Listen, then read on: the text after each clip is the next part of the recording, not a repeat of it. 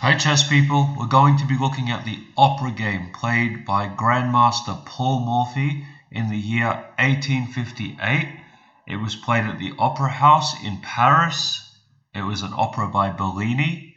The opera's name was Norma. E4, E5, knight F3, attacking the pawn. Black defends the pawn. D4, opening up the center so both the bishops can get out on these diagonals. However, we wouldn't go there because then we get taken. So bishop g4 pins the knight to the queen. This knight cannot move because the bishop will take the queen. Paul Morphy captures on e5. Black plays bishop takes knight, queen takes, and black gets the pawn back. So, white wants to move this bishop to threaten checkmate against the king. How can we do that? So bishop b5 is check, but it allows the pawn to block, which not only attacks the bishop, but also controls the center.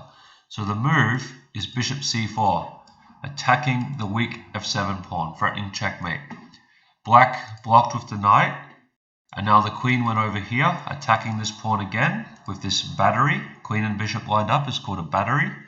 The queen is also attacking this pawn. So two things are being attacked, so it's a double attack. Black defends the pawn on f7. He could also play queen d7, which defends on f7. But after queen takes b7, attacking the rook, queen c6 is played. So the knight's protecting the queen's protecting the rook's protecting the knight's protecting the queen, the queen's protecting the rook's protecting the knight, and so on.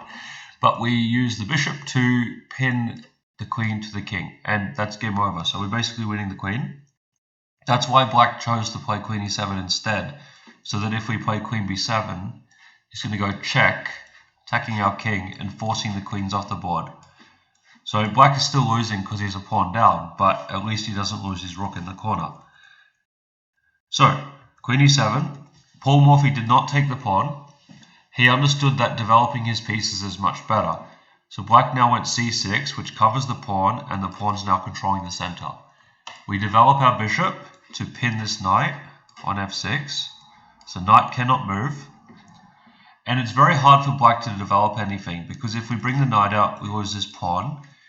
This bishop cannot develop because the queen is blocking it. So it's very hard for black to move. So black played b5, but it allows a sacrifice, based on the fact that white's pieces are almost all developed, and black's pieces are not developed. So bishop takes is check. Knight blocks, and now the knight is pinned to the king, and this knight is pinned to the queen. So that's called a relative pin, that's called an absolute pin, because this knight absolutely cannot move.